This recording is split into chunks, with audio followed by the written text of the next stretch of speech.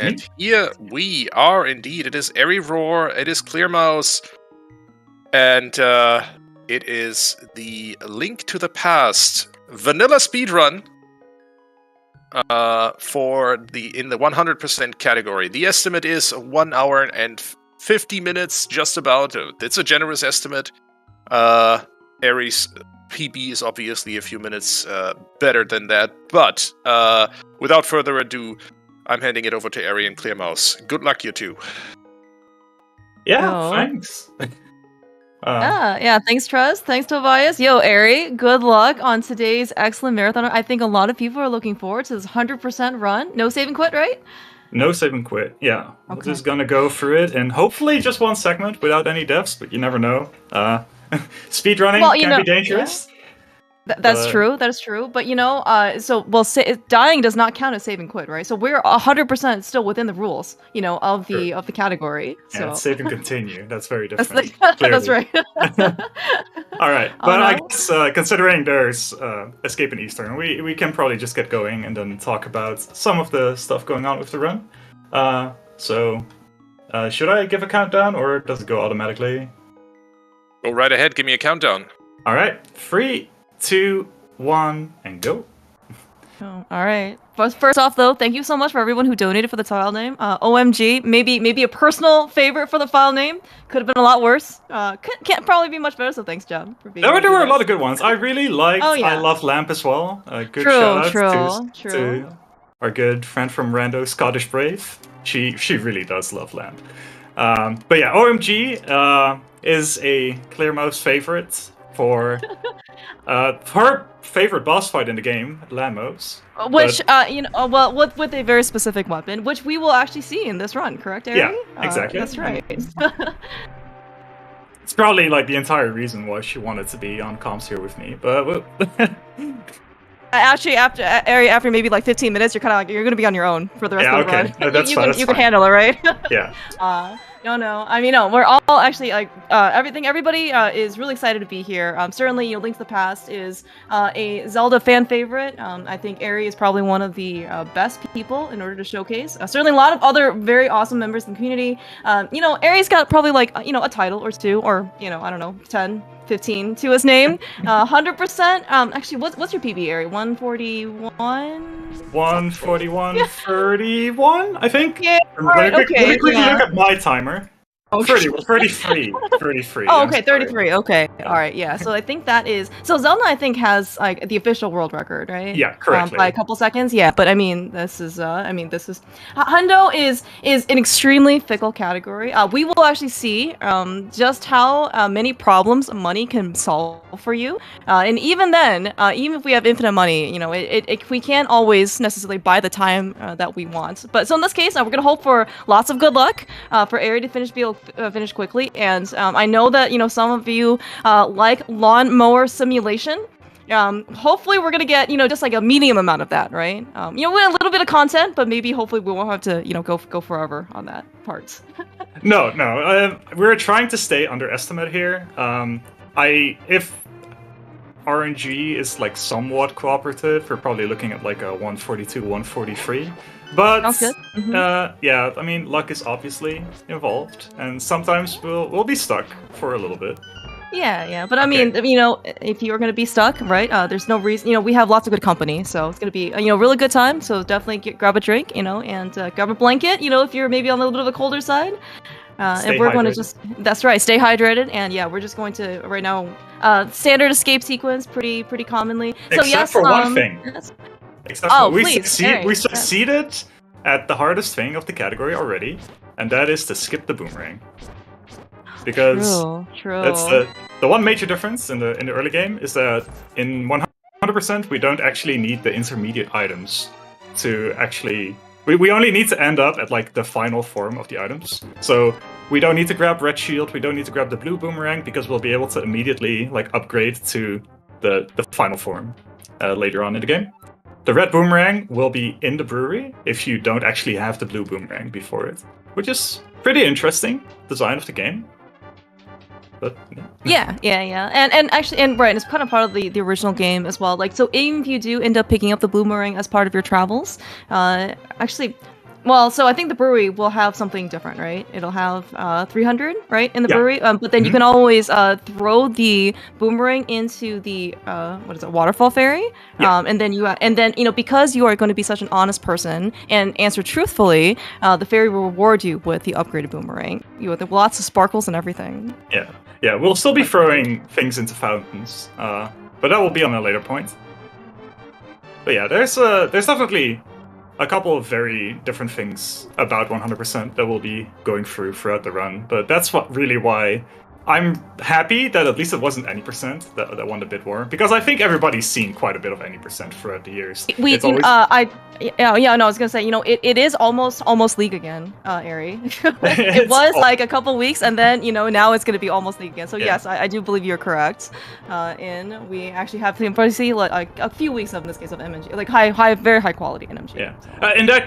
On that note though, huge shout outs to ZeldaSpeedRuns for actually being willing to restream and host the NMG leagues, because those are really cool showcases of the run. Oh yeah, for sure. We've gone on for 5 whole seasons, right? So much support, so much, just so much consistency. It's really, really great. This Link to the Past community, I certainly can't speak for many other communities, at least from gaming perspective, but just the people. The fact that this run is even happening, I think I heard all the incentives were basically met in the first hour or so, or something like that. Or within the marathon, the number is almost 17,000. I mean, certainly looking forward to seeing that number continue to climb. But I mean, like, that number is it's mind-boggling. Basically, just how much love and how much support there is, basically for Ricky and for all of the Zelda games here. Well, we're getting some very Eri, huggy it's sharing is caring. Okay, I guess all the rats here. Maybe they felt like they wanted to be part of the crowd. Everyone needs to be included.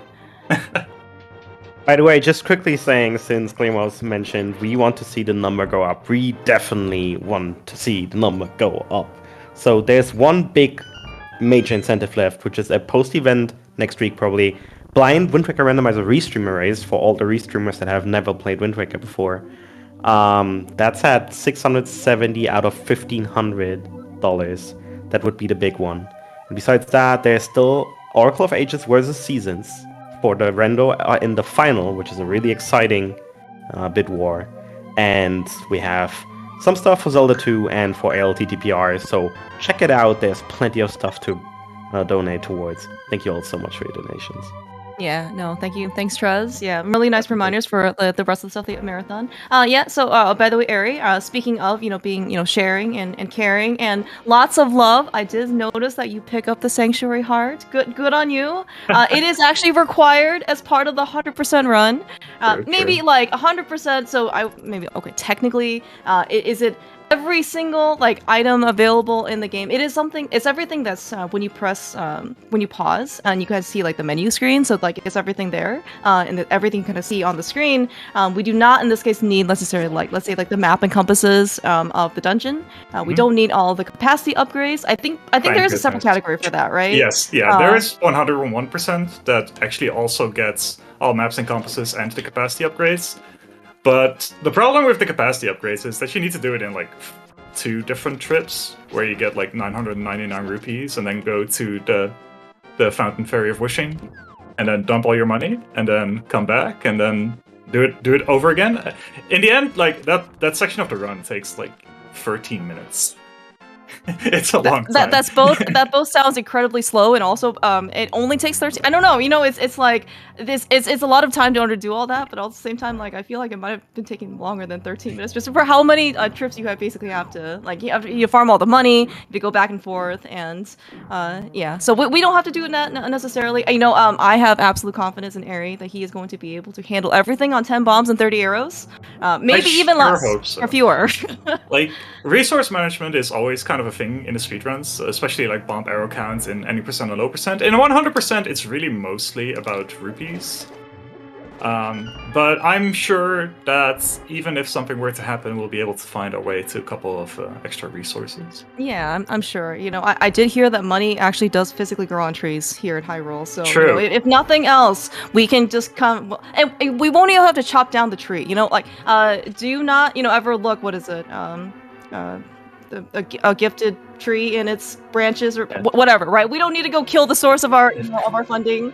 We're just gonna shake it a little, or pull it a little. Not in this run, actually. We won't be seeing 3 rupees. That's true. That's true. Yeah. Yeah, that's true. Right, like, so at least, okay, right, 100% versus what, 80%. Okay, I'm looking at the wonderful 100% route for randoers that Eri also had put together as part of his, you know, spare time to kind of help, you know, maybe like some of us who are maybe less familiar with the route kind of go through the game. It does actually look like Eastern is pretty straightforward and similar to what you probably normally do as part of the 80% route. Mm-hmm. However, though, as you did mention, a lot of, I would say, very competitive runners who run the game very quickly, very often, tend to do more true rupees because those are free money, but also looks like we're going to get some money from Saha instead. Yeah, it's mostly because we are going to need bombs for heart pieces, really. That's kind of the reason. Oh, right. Yes, good point. There are those things where, yes, as part of the 100% route, you know, so normally when you see, especially towards in any percent, it's pretty much just like a dungeon rush, right? You're literally just going from one dungeon to the rest without getting really anything kind of in between. The game is not necessarily intended to be as, let's say, lean and maybe even potentially difficult for especially the early game, right? We are here on 4 hearts with a Sanctuary Heart. You know, offers you certainly a good amount of safety, but yes, there are heart pieces, bottles. There's even, I heard, a bug net that you can use to catch fairies in. We will go and visit Sikit at some point. There is actually a good amount of safeties here that we can actually get. In this case, as Eri has been demonstrating, he does not need the safeties, so we'll just try and get them in a more efficient manner, necessarily, as opposed to maybe using it for survival. Very nice fight, Eri. As expected from a 141, 100% runner. Yeah, it's a tricky fight. But I kind of went into this run thinking I'm going to have to swag it up a little to make it interesting for the viewer. So there. And can I just quickly jump in? We got a $500 donation. Oh wow! Thank you so much. Bad Idea Enabler, which I find freaking hilarious. And I know who that person is. I don't even need to check the email address, but I'm pretty sure I know who it is. The comment is, I heard about some bad ideas. Let's get close to a bad idea. Thank you so much for getting us really close to the incentive of the post-event blind Wind Waker randomizer restreamer race, being now at $1,170 out of $1,500 and putting us officially over $17,000. Thank you. That's amazing. That's amazing. That's so good. Thank you so much. Speaking of money, you think 500? You think 500 rupees is very similar to the 50 that we just pulled? The 100 that we just ended up pulling out of Saha. Close. I'm not exactly sure what the exchange rate is. Yeah, exactly. Yeah. Yeah. All right. Well, it's okay. So, looking actually, we're pretty much around the expected threshold. In which case, we do get boots, and even the 80% route, we do get it. You know, the magic number is 11 minutes. So if you can get through basically the game in the first 11 minutes, and then you are absolutely rewarded in this case with the boost that lets you go extremely fast. This is how the game has been designed to be played. It is, yeah. And you can actually see as part of the boots bonus, right? I mean, obviously, yes, we get to go fast. Aries much, is going to show off some spin speed, being able to have the boot speed straight into the library, without having to stop and start our dashes. You also saw Eri being able to bonk open certain doors. For example, in the back of Saha, we didn't have a bomb, but the boots are so good. Sometimes they even just are proxy bombs, for us, right? So we don't have to necessarily even worry about some of these entries. Yeah, Saha just doesn't know how to construct a proper house. I think that's the real lesson that we've learned here. Oh, well, I feel like maybe Saha's also been around for a little bit, right? Maybe back then, it was very, very sturdy, but, with time and, a few, maybe a little bit water damage, like here and there, it eventually does, kind of weaken, right? Just due to the course of time. Yeah. And then, of course, we had to, come in here, grab the boost from him and then literally just, like, break open the door. They were certainly making an entry. Yeah, speaking of the entry, you mentioned, okay, so we are going to see our namesake file name boss here coming up in about a few minutes. We have, in this case, grabbed the Book of Medora off of library, something that's only accessible via boots, so talk about the game as being playable.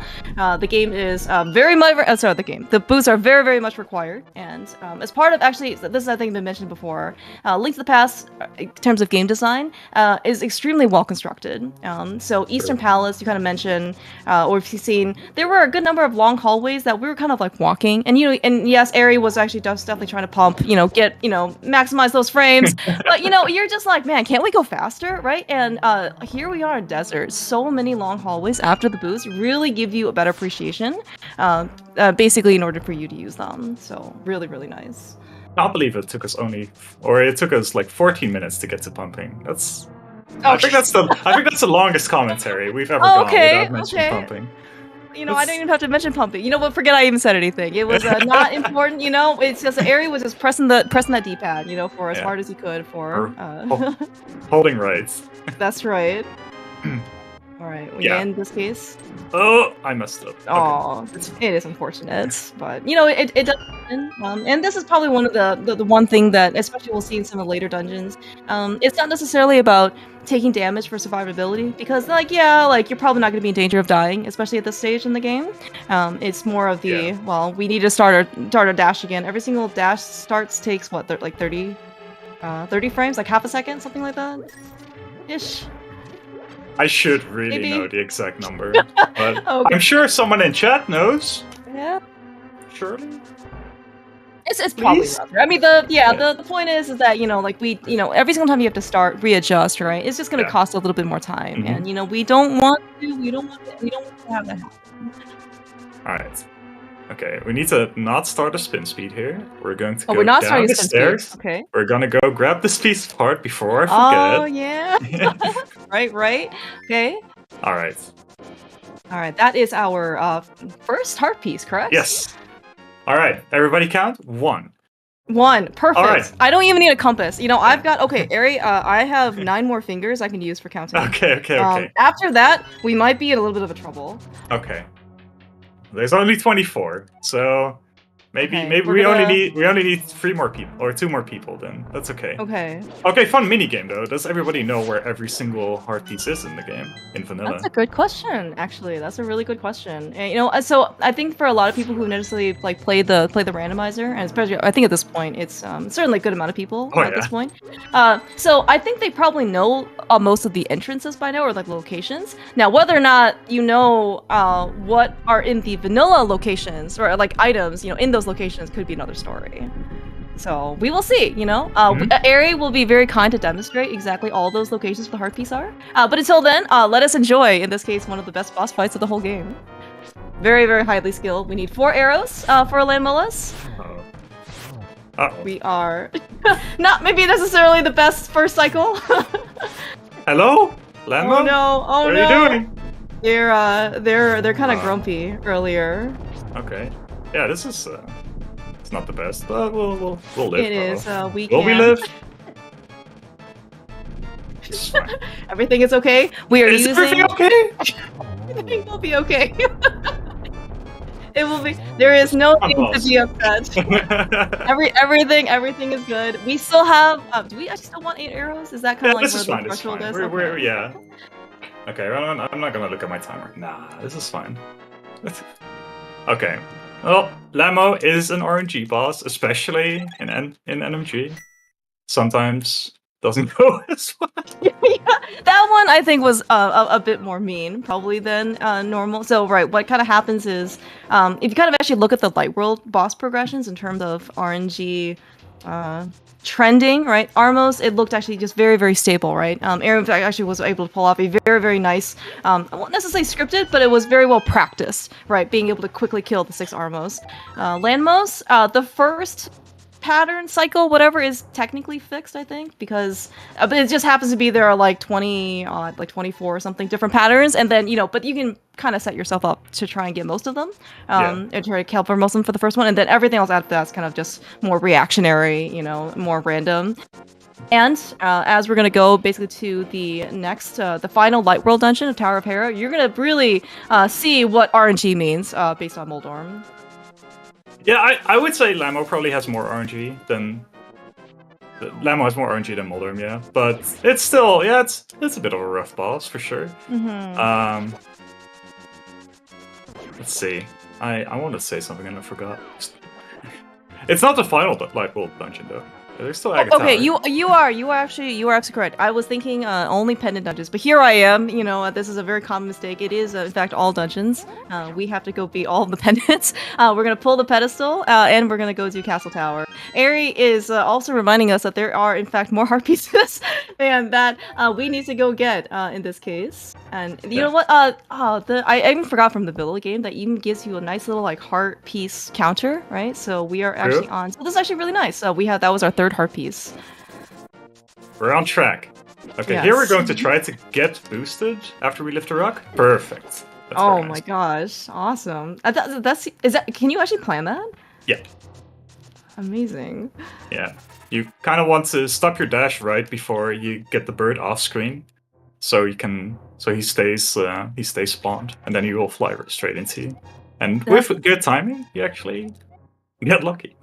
Yeah, no, that's awesome actually, because it's especially if you, I mean, it's just even like the little things, right, can basically save you, you know, whatever, like a second, half a second here, and over the course of a 100% run, which, you know, estimate is from what 140, 145, really can the time savings really add up basically throughout the run. Yeah, for sure, and that's kind of the cool part about this run is that there are so many little things that you usually wouldn't see in a run, and that really add up, and like all the little caves that have heart pieces and all them, they sometimes have really cool strats. Like the one coming up, it's not really a little strat, and hopefully I succeed, but we're gonna give it our best shot. Okay, we're gonna go the bomb version, is that right? Or we could use boots, you know, boots are free. The freeness enhances the flavor and the potency of the heart piece. Look at that. Really nicely done, Eri. Yeah, there you go. Perfect. Oh, look at that. It's so smooth. Eri, you make it look so easy. I wish it was, but... yeah, that was very, very smooth though. Very well done on your part. Even the hovers actually look pretty good. So. Yeah. Alright, so we're done for the split. Now we're gonna go into our good old favorite dungeon. The nice part about Hundo in this category is that you get topped off with a heart refill, like after Death Mountain. So you either get like 7 or 6 heart pieces, or heart containers. So even if you take a beating on top of, like, on Death Mountain, you'll at least get some health back to make the dungeon a lot more bearable than it would be in any percent. Oh yeah, that's actually a good point. Right, and yeah, for those of you who are kind of coming in, so I think pretty much everything before the mountain in terms of like health and equipment, all that stuff, relatively speaking, is going to be pretty much the same as any percent. However, though, as you mentioned, Eri, we actually have an extra heart container based on all the heart pieces that we ended up picking up. You know, it's a really good investment basically for safety, and yeah, you can never, I think, have enough health for this dungeon. Or at least like the mountain. Another cool thing that I did here is that I menued to the bomb to make sure that the switch is on red, so the blue packs are up. But because it was my last bomb that I placed, my menu automatically went to the lamp, which is the next item I need. So it's a nice little time save for the cost of a bomb. It is actually the implicit quick swap. I think that's actually, so we maybe sometimes see that at the very top of GT when people try and get rid of all their bombs. And you can get like a, you know, free menu. Yeah, but like here it's actually, as you said, it's the little things, right? It's like you basically don't really ever see this until, well, unless it's going to be like a Hundo run. Alright, beetles. And then we have our first bomb jump. Well, actually, it's not our first bomb jump. No, it's well, the usual first bomb jump. It can't be the first if we start counting as 0. You know, the 0th bomb jump was in Spectacle Rock Cave. It was certainly very well done. Probably one of the fastest ones I've seen, getting out of that cave. But yeah, this is probably the one that people are more maybe familiar with seeing, maybe not necessarily executing. Very well done, Eri. It is in fact the earliest of the bomb jumps, I believe that. True. Yeah. That people usually attempt. Alright, pretty good dungeon, and now of course we have everybody's favorite boss. Maybe not so much. Maybe we not could so take much. a poll. Yeah. Who would consider Moldorm to be, your favorite boss? We can qualify it as, for Light World. We can qualify it for, crystals and pendants. Yeah. However, like the nicest way to the best way in order to put Moldorm up top, right, in the most favorable position, you can basically frame it that way. Nice fight though, by the way, Eri. He basically did not really give you too much trouble, right? Yeah, that was pretty good. No complaints. Yeah, and especially in this case, you see, probably one of the hardest things, at least to react to, is that you saw the very last phase of Moldorm was that he was in his rage state, and and if so, Eri, okay, this is probably like a maximum for all bosses, right? The faster you defeat them, right, the fewer problems you'll have. Obviously, we want to go as fast as we can, but like really, like that phase really does emphasize you want to try and get that phase down as fast as you possibly can. Yeah, and as Moldorm is actually somewhat predictable in his movements. Like, his states kind of rotate on a timer. So if you kind of have a good rhythm going, then you can somewhat expect when he starts charging you on the last hit. And that makes it a lot more bearable than you would originally think. But it takes a bit before you get to that point. And until then, the fight's a mess. Yeah, I mean, right, and like the fact that all of the stuff Eri does is it certainly looks very polished, right? Very well practiced. It's certainly, Please grab the sword. All right, see, so okay, this is a hallmark of someone who is extremely experienced, right? You see them do extremely difficult strats, right? You saw him, hover over to Paradox to go get, not Paradox, Spectral Rock Cave to go get the heart piece, immediately bomb jump back, right? Super smooth, nice Armos kills, and then, what are the hardest things, right? Grabbing a sword. Yeah, opening doors, like these are the things, right? That maybe sometimes every once in a while gets lost in the shuffle. Alright, we got our progression for Agate Tower. We need to get 2 more things on the way, both here in Lost Woods. Our vanilla mushroom spot, and then we hop down into the Thieves' hideout right here. That's right, alright. For heart piece number 6. Mm-hmm. Yeah, actually, so Jacob are actually kind of making, I guess, like an allusion to the mushroom. Like, is there a reason why we would want to grab it after pedestal pull versus maybe before, or does it not matter? I think ultimately it doesn't really matter, but it is easier to line up the dash to the right through the bushes if you're already walking anyway. Because otherwise you would walk up and then start your dash up, instead of walking down and then doing your dash to the right. Mm-hmm. Okay, that does make sense. So it's mostly preference, but I like getting it on the way back. Mm-hmm. Also, there's the very, very small implicit risk of grabbing it twice, because it does respawn when you re-enter the screen for some reason. I'm learning something new about this game, Eri. I'm not sure if I actually ever knew that. It's not rando. It doesn't disappear forever. Yeah, wouldn't that be great in rando if that stayed the same? So if you had a sword in mushroom spot, you could just get gold sword by leaving and re-entering the screen every single time. We'd always wonder if that was actually like a bug, and then, but hey, who can complain about gold sword? We have to work so hard in order to go get even like the master sword. I mean, why not just come back and enter the screen a couple times? We have to go and like defeat Ganon, like go to Pyramid Fairy or go to Smiths or whatever. Yeah. Seems like it's a lot easier. Instead of like money grows on trees, it's just swords grow like mushrooms. Yeah. Here's hoping for 0 blue balls. Yeah, we're gonna try Emerald. Okay, so I also did notice that you are also trying to, like, you also dash killed some of the guards here going to get the first key in Castle Tower. So we want to try to maybe do something similar and try to preserve the prize packs for Turtle Rock later? Yeah, it's not as necessary because obviously you're near unkillable going into Turtle Rock in 100%, but it's still nice to be able to get beams for some sections of the dungeons. Oh, okay, right. Yes, that's right, because in 100%, we've been picking up many pieces of heart along the way. And the next time we pick up a piece, we can certainly get a more accurate counter, because I've already lost count of how many we have so far. We're on 6, perfect. All right, thank you. All right, get a key dash here. Very nice. Yeah, that's our good friend, the Archer guy. Archer guy usually is pretty cooperative, honestly. Like, he's a kind of a really, like, as far as Ganyan's minions go, he's probably one of the nicer ones because he's pretty, he's pretty predictable. We're gonna see our not so good buddy here in the Circle of Pots. He is probably less friendly because he's less predictable. I should have shot an arrow there, but my arrow count is a bit rough. Because I had to shoot an extra one in the Red Spears card. So this is kind of where your bomb arrow count comes into play. Because we need a certain amount of we need 6 arrows for pod optimally. So it does mean that you have to constantly take counts, take stock of what you have to make sure that you don't suddenly do strats that you shouldn't. Yeah, and I think it did like the desert boss in this case didn't really help our situation, because normally you would probably end up with a little bit more, so you have maybe just a bit more leeway. You don't have to use as much mental energy, but I mean, like, it is what it is, right? Things happen. All right, quick poll. How many blue balls? Come on, Shed.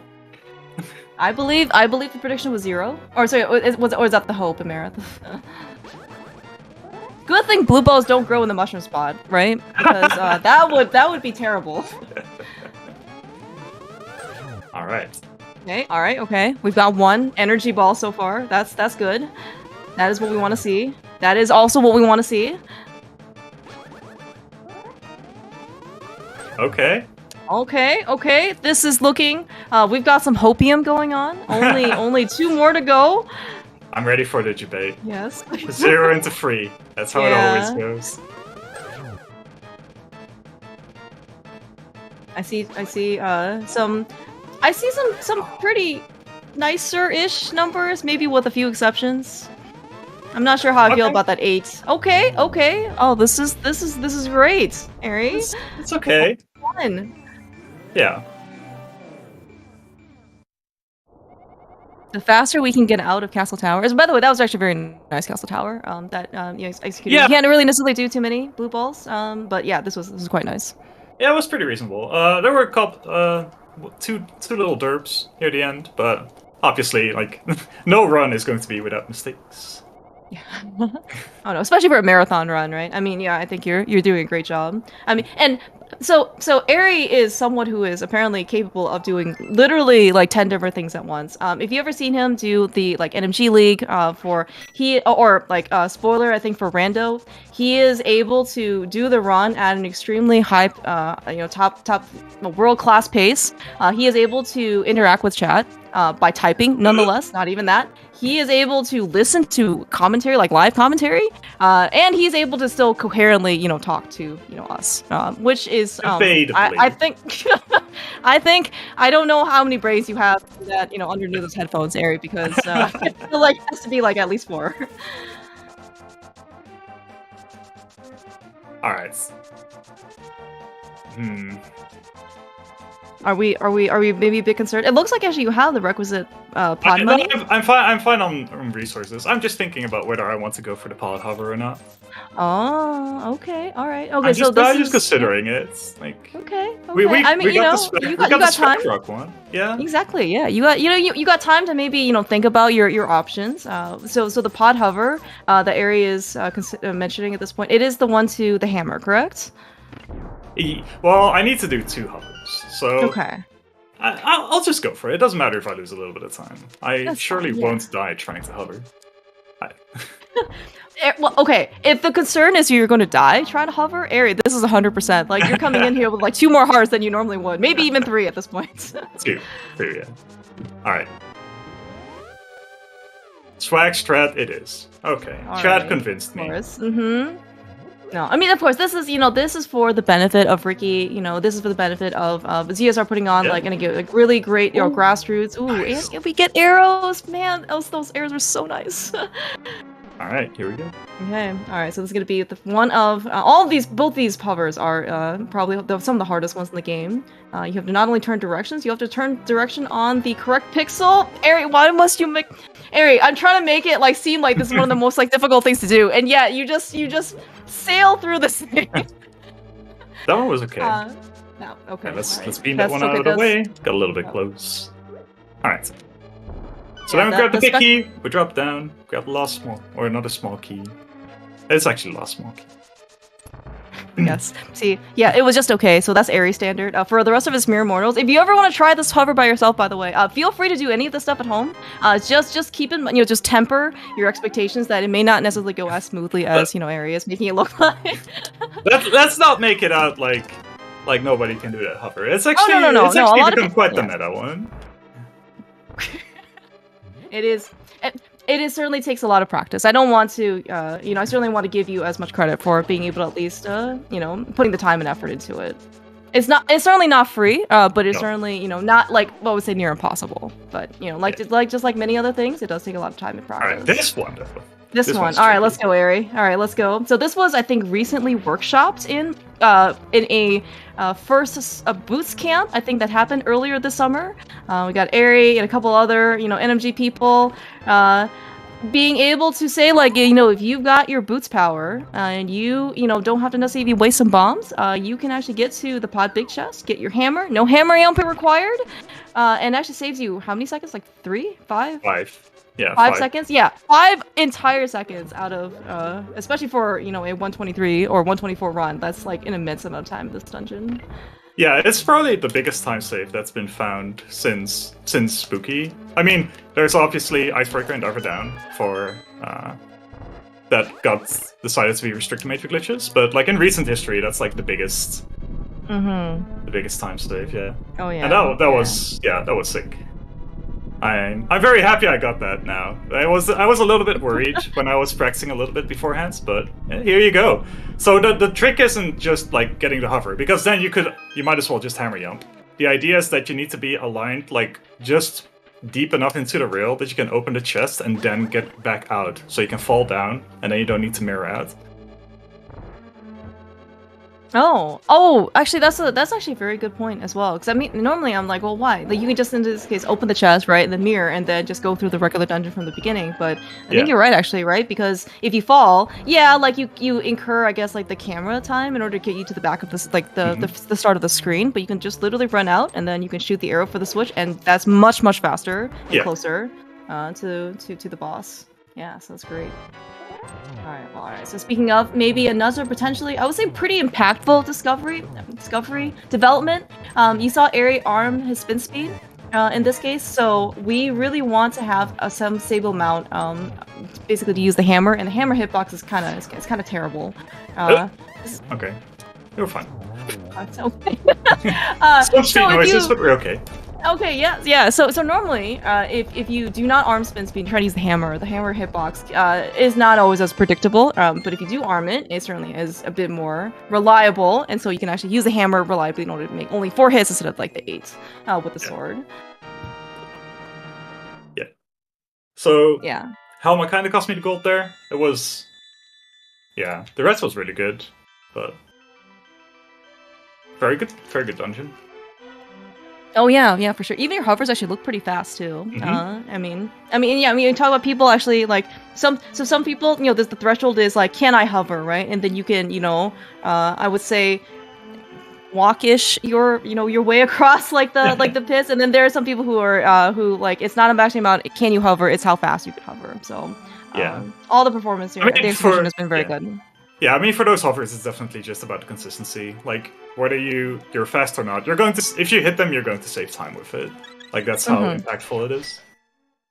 Okay, so now we're kind of done with everything that somewhat looks like the normal any % run plus some extra things. Obviously, we have a couple of extra heart pieces. We have a mushroom. But here is where the real quote-unquote diversion starts. We are very broke at the moment.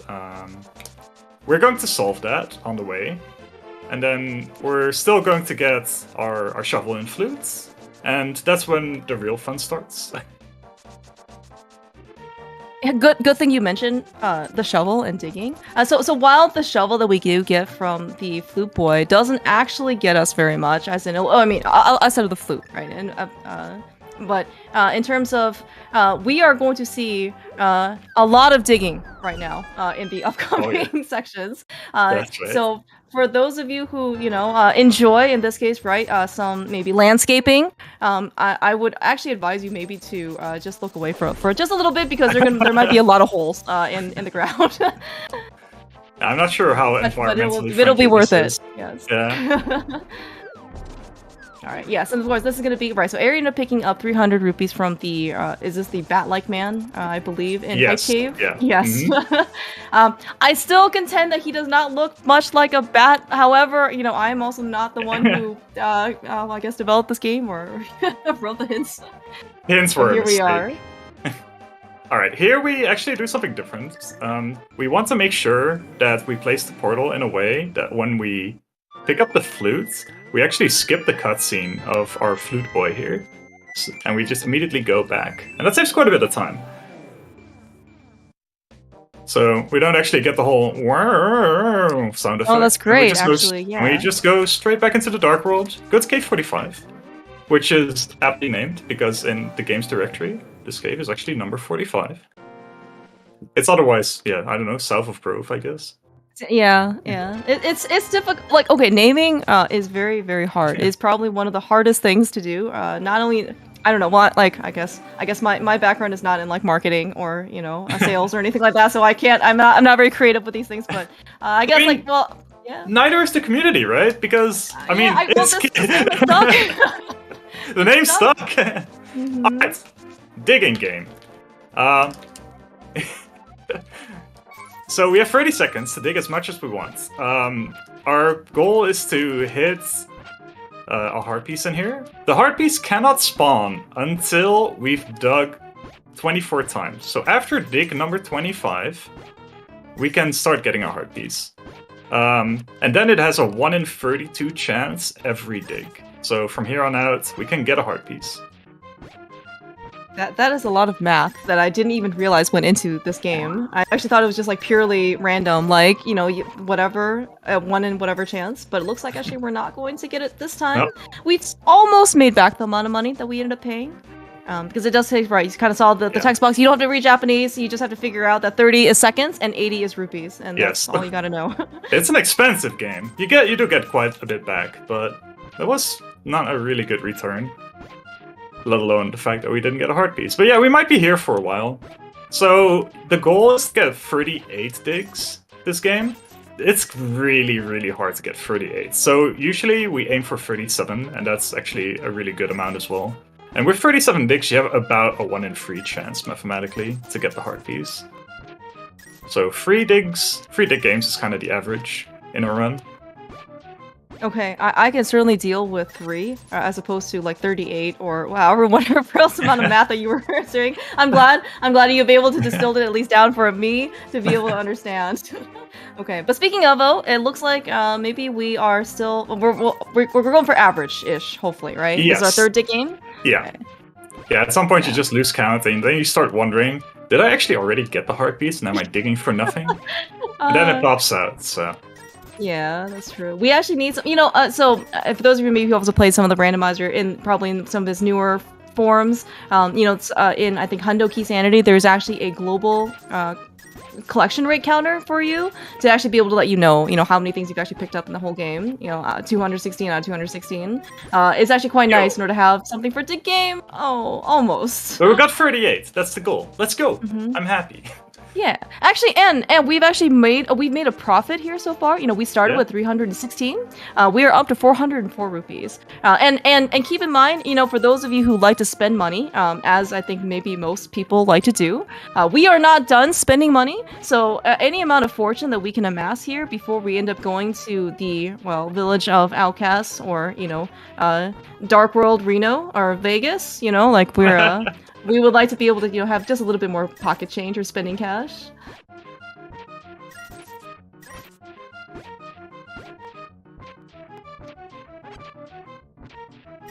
Yeah, this was a meager game.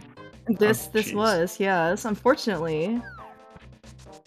Do you think So this is the Dark World. You know, we are near Village of Outcasts. You know, we're near a bunch of thieves, right? A bunch of like gambling, you know, opportunities, or like, you know, games of chance.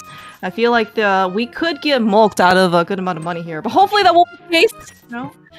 If I stop clinking, then maybe. Maybe it's like a gambit, you know, because you clinked and now look at all the money that we're getting. Yeah, true.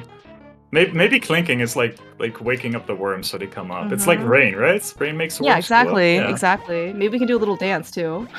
Okay. We're trying real hard.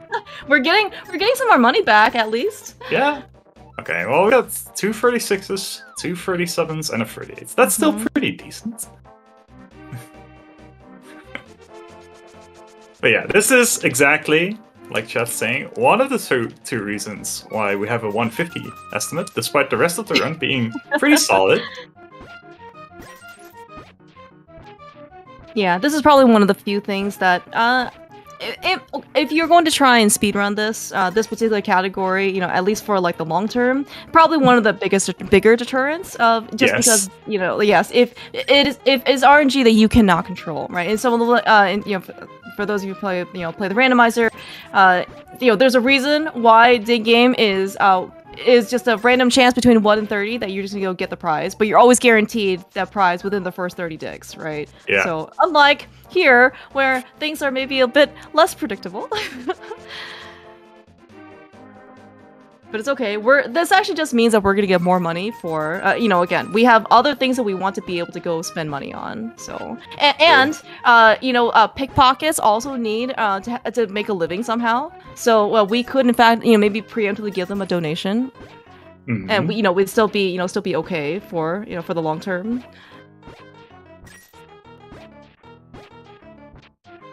Okay, there we go. Oh yes, we got it. It was here all along. Unbelievable. Okay. Amazing. That only took us about 4.5 minutes longer than it should. Oh, it's so good. All right, there we go. So now do a quick loop around, and then it's time for our other mini game, race game. Not as bad. Cool little strat here to throw the bush at the guard, and then make sure we don't aggro the one on the bottom. That's actually really cool. I didn't even think about this because, right, so because in this case we had defeated Aghanim, the light world looks incredibly different, right? Because in this case you, the hero of Hyrule, has just... please! Scary. Okay, I want us to do a different spread there, but it worked out. It's fine. It's okay. Yeah, all good. Yes. And, Sorry, right. Yeah. Somehow, the village, the Kakariko village, has been now swarming with security because I guess we're out at large even more so, and lots of other places now are basically you got we are on the run, and Aghanim and Ganon are very eager to find us. Yeah. Speaking of though, all right, so yeah, we end up getting a magic bottle from the back of tavern, and in order to get the bug net. Sick Kid is in this case going to give us his prized possession, so long as in this case we prove to him that we can actually be able to use it. Before we forget, we did get the flute, so we're gonna activate it. We're gonna immediately turn on a mushroom, get our powder, because we're actually going to need it after feast time. But yeah, I guess I guess we killed the wizard, and now the country is mad at us. Yeah, everybody's on high alert at this point. Alright, so little trick here, you can just hold Y when you have the mushroom equipped, and the first frame that you can actually donate it to the witch, you can like the game will do it. So you don't actually need to spam Y in order to hand in a mushroom. Oh, that's so cool. Thank you for that nice little tip. It's the little things. Yeah, it is. It is. Yeah. All right. Well, yeah. So we actually did see in this case the mushroom has in fact turned into the powder. Powder should, in theory, turn into much more. All right. That's right. We get another bottle. Yes, that's right. So of course, we get there are 4 total bottles. Actually, in the. And we're actually going to come in here to Blind's Hideout, and yes, in fact, that there is a heart piece here. Yep, it's crazy. I was actually going to ask maybe if people had remember in this case where the actual heart piece is, but given the fact that you were already going to bomb up with the wall, maybe it has an indication where where it actually is here. Yeah, I'm actually trying to remember what's in the. Do you know what's in the? Okay, thank you. So if you're really, really low on money, you can get those chests. But there's also free 20s in here. We are going to grab the bombs that are in the first chest, always. But we're pretty good on money. I'll probably grab 1 chest, just to make sure if we get a little unlucky. Interesting. Surely we've already spent all of our bad luck in dig game, right? Not chess game. I like your optimism, but you never know what the game throws at you. Usually you want to be at about... Usually you want to be at around 330 after... after this. So 360, 370 is like a bit generous, but... We're just gonna play safe. Make sure we don't run into like huge money troubles when we need to get the red bomb. Yeah. Okay, I think that is very prudent of you. And yes, every single in this case the 30 that's gonna pop out of the chess game dialogue is in fact the rupee as opposed to like the counter. I believe you have infinite amount of time to figure out and decide what chest you want to go open. Yeah. All right. So time for our next great mini game. Reason number 2 why our estimate is 150. So enjoy more mini game music. 30 rupees, 100, oh, nice. And some errors. Oh, no. Okay. Hi, friends. Oh, hey, Tress, how's it going? Well, it is going $1,500 for a certain incentive, so we're gonna get post-marathon restreamers the Wind Waker Randomizer blind race next week. Awesome! Oh, congratulations! Nice. Thank you everyone so much for your generosity to donate such to I mean, like, certainly, yes, we're getting a lot of really nice content gaming-wise. I mean, things are just going to be, like, really fun showcase, but also, I mean, I can't speak for Ricky, but I mean, I think the fact that everyone's donating for him, and for this marathon, for this cause, I think it's just so heartwarming to be able to see, like, all the community come together for this. It's so wonderful. That puts us at $17,444. Frankly, the fact that 20k is even, like, imaginable, although we probably won't get there, is kind of crazy to me. It's unreal. But, yeah, thank you. We could sure try, though, right? We could sure try. Well, speaking of, I mean, it is a little things in life. We didn't even take that much time in order to get the heart piece. No, that's so nice. I thought, is that over expectation? It only took us a minute extra. Okay. What's a minute here among friends? Hey, you were right, Eri. That is in fact the red boomerang because we did not get the blue boomerang in Escape. That's a pretty expensive red boomerang, actually. Now I think about it, because isn't there 300 in there normally? Yeah, it's true. All right, back to our regularly scheduled dungeon clears. This is kind of similar to any percent. So if there are any donations, then you can just go through them if you want.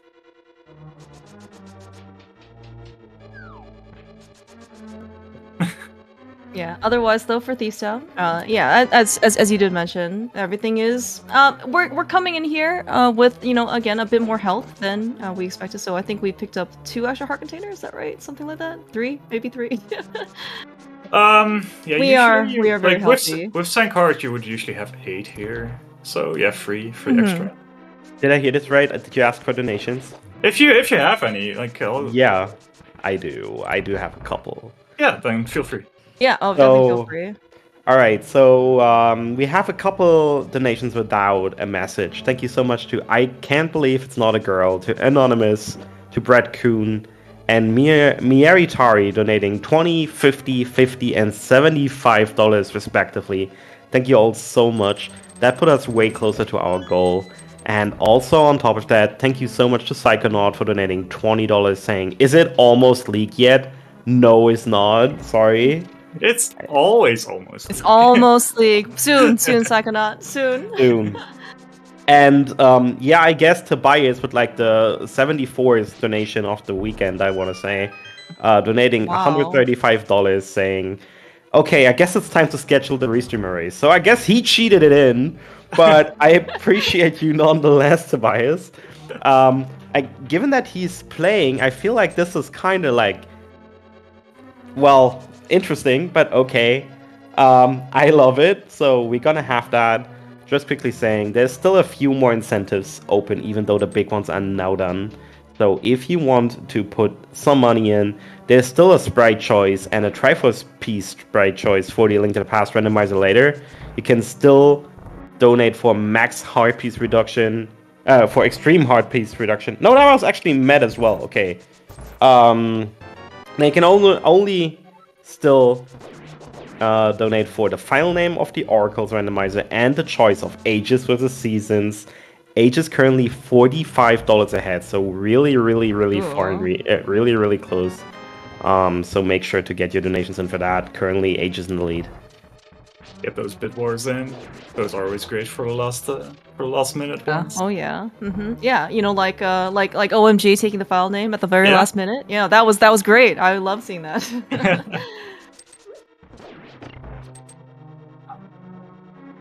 All right, peace down. Not spectacular, but we got some great donations in, so thank you so much. The important part is that Eri bombed open the attic door, whatever floor. It only you don't ever necessarily maybe notice it. You go on autopilot until you accidentally don't bomb it open, and then you're very sad by the time you get into the fast door. Right. Never happened to any of us. Never. All right, but a good fight though, nonetheless. A good indicator for how strong the blind fight was is how much he is in the upper left-hand corner and how much he is not in the sunlight from the moon roof or whatever that we created. So very well done, Eri. Thank you. Yeah, so now we're going to go on another little collectathon. We're going to get our tempered sword naturally, like we would in the original speedrun. We're also going to get one more heart piece. We're gonna get half magic, which always is a nice luxury to have in this run. And another bottle, number 3. And then it's just the kind of Skullwoods as per usual. That's right. And remember to always temper your expectations for Skullwoods.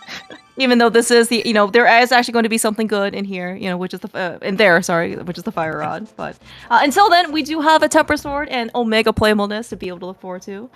Certainly, Eri, has demonstrated that the Master Sword, the Sword of Evil's Bane that we pulled out of the pedestal in the Lost Woods was certainly very potent. Very required, for instance, to get into Aghanim's tower. However, apparently there are 2 better swords waiting for us, so we may as well get them as soon as possible. Oh, for sure.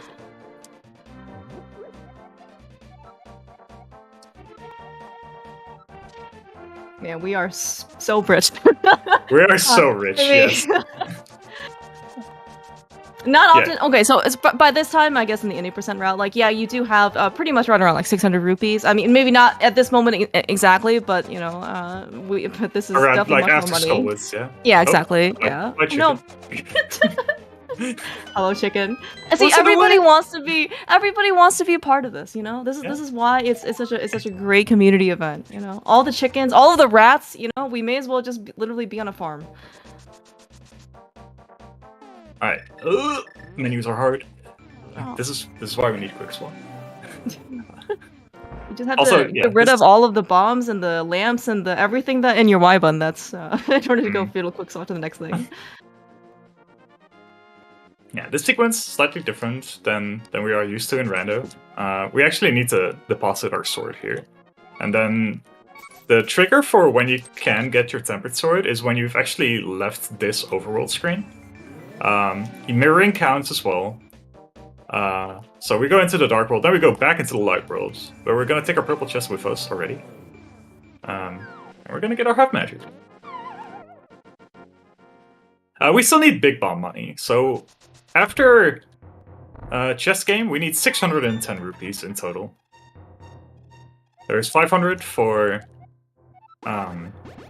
flippers, and then 10 for the smiths, and then another 100 for big bomb.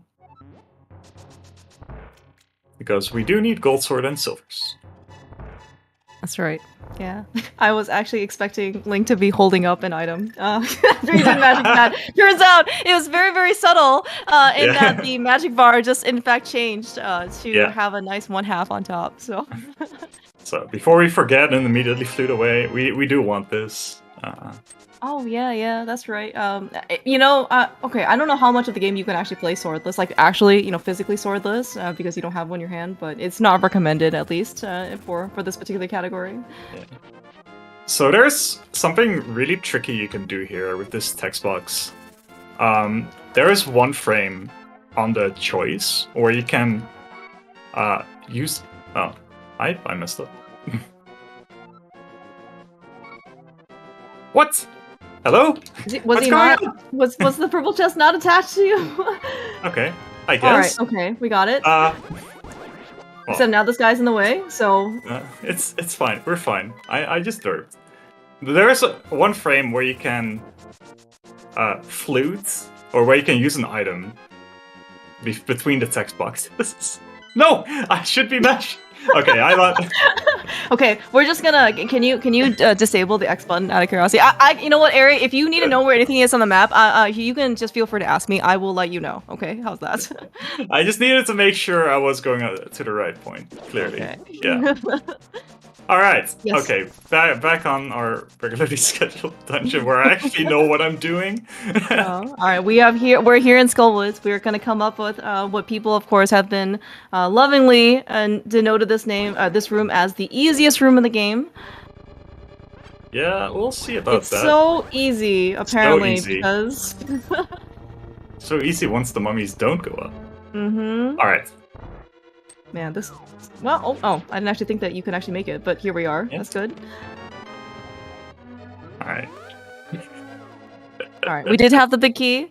Now we're gonna actually go get, the big reason, of course, why we end up coming here is the fire rod. I don't. Yes. Do you actually use do you actually use fire rod at all for Mothula or anything like that? Like, no. Because you have half magic, right? So you can, in theory, do that. But Tempered Sword does more damage. Mm-hmm. Excuse me, game. Well, this is why we have extra health. Yeah, exactly. Right. Extra health, extra bombs. Yeah, our bomb count's actually a little sketchy now. We're fine. Kind of the nice thing about doing the early bomb jump there is, I think this was actually brought up before, maybe not by you specifically, but the fact that we don't have a small key means that you don't have to necessarily risk anything about opening up the door on the left side. Yeah. Just in case, you get a little bit close and then, the game's triggers are going to be just a bit more sensitive than expected. Yeah.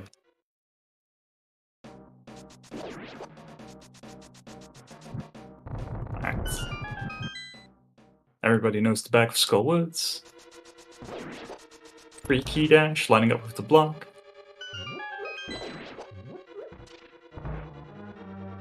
We are so healthy. We are so healthy. Doesn't matter what we do. There's no chance we die. No, of course not. We totally aren't jinxing it. It's part of the challenge, as for the marathon. You gotta get a little bit of excitement going in here, right? Because I think you did mention this before, and I mean, yes, we are here with a little bit of extra health because it's 100%. But I think as the run continues, we're actually probably gonna get to maybe either like the developer's intended difficulty or a little bit maybe even easier, just depending on how many safeties you're picking up. That is a great fight, Eri. Only 2 spikes moves.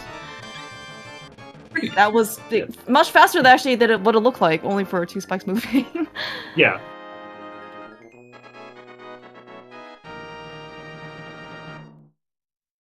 Yeah, from here on out, stuff is actually going to do more damage. Ice Palace, obviously. Everybody knows Cold Stare. If it goes off the rails are very quickly out of sight. But with half magic, Like, you can really easily clean up at the cost of some magic and refill time, but obviously for a marathon run, you'll gladly spend some magic. Yeah. Oh, actually, so you mentioned actually at the very beginning of the run is that we actually only just need like the final form of the items, right? So in this case, like the red boomerang, so we didn't have to go pick the blue boomerang. So in this case, can we skip the blue mail that's in Ice Palace? Yeah. Yeah, otherwise we probably would be rerouting, because it can be kind of tricky to route Ice Palace otherwise. I guess it's going to be pretty tricky regardless, because you need to go out of the way to get the key.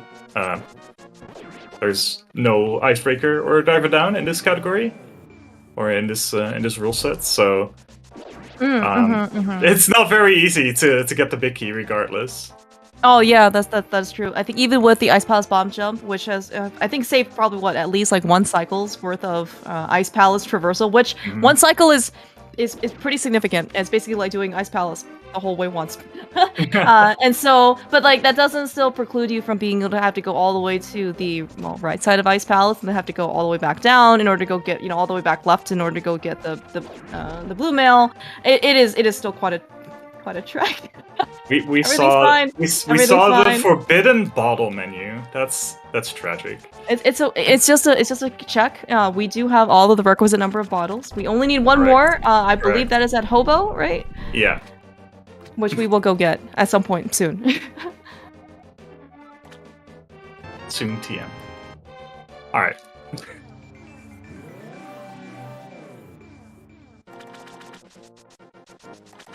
I know that people don't usually like to visit Catfish. It does have something that is requisite. I know that also. I'm not sure if a lot of people, I guess, maybe had known this too much, but in fact, you can actually throw more things at Catfish.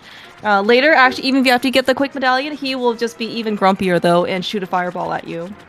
For what it's worth, it may not necessarily be the most valuable piece of knowledge. However, though, I do hear there's like a bingo tournament also going on, which that was, I think, one of the maybe I think that was one of the squares that you could actually potentially do. So. They're in brackets now, right? Yeah, that's right. I think they just started maybe round 2 at this point. I think maybe round 1's finishing up. Really, actually great to be able to see so many different like Link to the Past events kind of going on. For sure. Yeah. And yes, Eri, of course, also did give us a sneak peek of what was on the ledge. This is usually something that people never, of course, have to go get, but in 100%, we definitely still need this heart piece. So don't forget it. This is probably the heart piece that's most often forgotten, and it's really tricky to remember everything.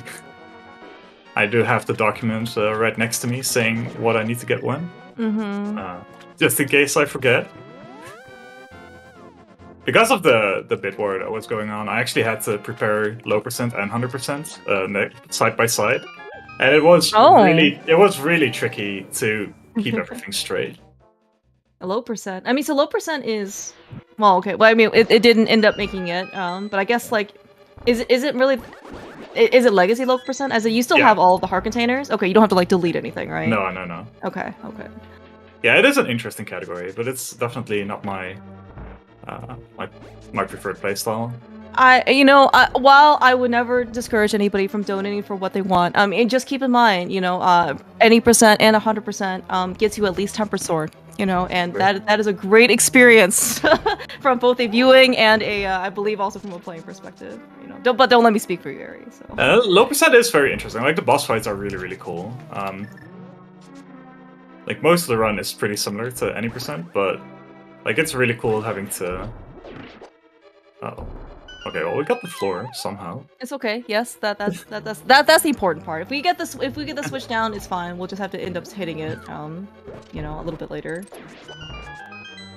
But yeah, actually, like you do bring up a good point though, because especially after we are certainly for Ganon, we're gonna have gold sword and silvers and red mail and mirror shield and 20 hearts and all this stuff, right? For most people, that's probably going to be maybe a bit, on the I would say on the easier side. But for low percent, though, you don't have such types of luxuries. You're probably going to be on Master Sword Silverless the whole time, and so yeah, you actually do require a little bit more creativity, maybe a little bit more gusto when you end up defeating some of these bosses. Certainly no half magic luxury. You know, you're gonna be here on Master Sword fighting Cold Stare. Certainly could be, you know, a bit more popcorn for the viewers. It would have definitely been popcorn. I would be running it like a headless chicken at boss fights. Well, that's why we picked up a Kuko, right? In Dark World, in Hammer Pegs, just to bring us, you know, our support animal. Yeah, but now we're in our comfort zone. There's lots of health. But oh no. It's all good. Yeah. Yeah, run's going. I think run's going really relatively well. Ari's been playing, you know, quite well. I would say the only probably downside is that we had a little bit more money than we knew what to do with. In terms of, we did digging game a lot. I don't know how many times we did it a lot. 4.5 minutes extra worth of time. Uh-oh. Oh no. Okay, well this is what we have Fire Rod for. Okay. Exactly. Thank you, Half Magic. So wait, I actually approve of your use here of the Fire Rod, because why did we get Half Magic otherwise, right? Yeah, like, why would you get it? Alright, so now we're probably going to go to like the hardest part of the run, because I'd never grabbed like a fairy. I decided not to go for safe strats or anything. But we need to get through Spike Cave to get our Arcana Burna. Ooh, this is actually going to be pretty exciting. Yes, I'm looking forward to this. This is going to be pretty tight, but I believe in you, Eri, so you can do this. But yeah, 14 is the minimum that you can actually get through Spike Cave with. So any slip up and we'll be starting back on the pyramid. Well, I'm sure nothing can go wrong. Nothing has gone wrong, I think, within your control. We had that stuff with purple chests. Nothing major has gone wrong within your control. I mean, that wasn't major, you know, like, and you said it was major, right? In my heart. Okay. Okay, Eri, if that's the worst thing that happens in this marathon run, I think we can, you know, pretty much see, even there you were able to scrape by. See, nothing was wrong. Okay, we're good. Yeah, it's actually pretty dangerous. Like, Death Mountain here is pretty dangerous because you absolutely cannot take damage, or you need to farm hearts. Excellent point. Right, because we're going to Spike Cave, and this is going to be exactly the amount of health that we are able to afford, correct? Alright. Alright, here we go. Good luck, good luck.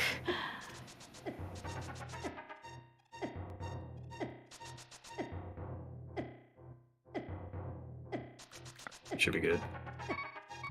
Okay, we're gonna grab a heart. Wow, nice job, Eri. We're gonna get spin speed, activate Burna, and run back out. Yeah. Because we do need something else here. Now, back up the mountain to get our Ether, because we're gonna go straight into Mire after this. If we go straight into Mire, does that mean we're going to be on low health, or are we just going to save and quit and try to get some of the health back? We can't save and quit. Oh, right. That's a great point. Yes, you are absolutely correct. That is actually, there are very few rules, I think, in this category. Saving and quitting is explicitly one of the things that you cannot do. Yeah, so we are on 3 heart pieces right now, after Zora Ledge. So we're just going to get a heart piece from Mire Shit. Which... That will be our 16th, then, yes? Yes. Or we will get a refill? Okay. Oh, but this is such nice routing. Yeah. It's almost as if the route was designed. Yeah. It's crazy. Yeah, that's so great. Alright, and hopefully we can get a first frame dash here. Oh, we made it through. Oh, nice. Yeah. Alright, refill. Okay, we didn't skip a heart piece. Deep breath. This one might be a good time to figure out what heart piece that you ended up skipping. Especially in this case, when you want to go into Mire with full health. Yeah. Well, we have powder, just like in case of emergency, but obviously that would kill Spooky. Mm-hmm. And you talk about actually for the any percent run, you know, coming into Mire, you know, health is probably one of the biggest resources you have. Man, we are so healthy. I assume that you could probably so the Mire route inside is pretty much the same, right? You're still gonna be able to like take the damage move off the spike chest and do Spark Gamble and all that. Actually, you could probably do Spark Gamble more reliably. I mean, yeah, for sure. Yeah, so the rest of the dungeon is going to be the same minus hookshot, but that's not really going to impact anything. So again, if there are any new donations, feel free.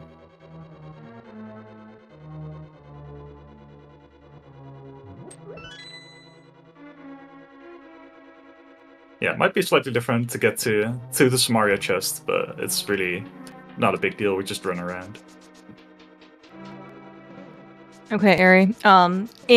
Is there any category for this game to speedrun where we can visit Fishbone Room in Mire?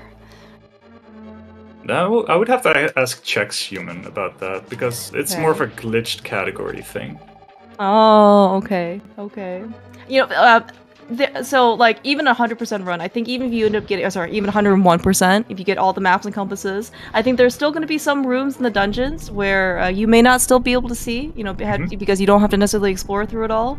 Fishbone is certainly one of the cooler, you know, rooms in Mire that just doesn't get very much attention. Except now maybe in like Dorando. Yeah.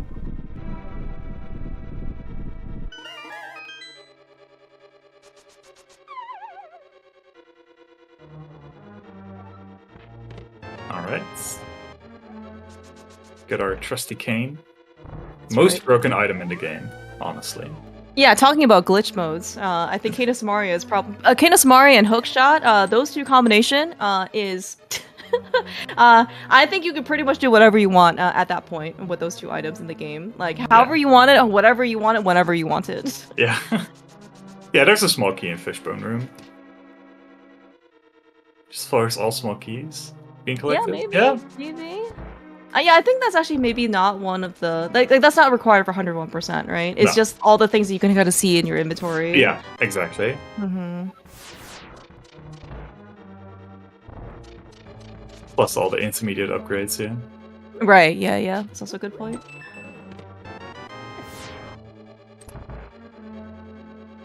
Nice. Yeah. Oh, about this. I didn't do the quick hump. Oh, no. Tragic. No! We'll just do it next marathon run. All right. Okay, it's good. It's a good reminder that we'll still need to go finish up and get our fourth our fourth bottle from Hobo. Alright. This is fine. I'm still plenty healthy. Yeah, exactly. Yeah. And thanks, as long as you preserve Spooky, that's pretty much the most important part here. Yeah. At least we have a backup bomb, just in case something went wrong, but you hear the click. And it means that the switch is hit. So the packs are reversed, and we're gonna see it light, like lifetime here. Boom. It's such a cool glitch. Yeah, oh yeah, really nicely done. So basically, like, you just pretend that those anti-fairies and this torch right here is basically like the crystal switches, and the fire rod was basically hitting them. It just happens to be, in this case, like, they are off-screen, that we can't actually see. Yeah.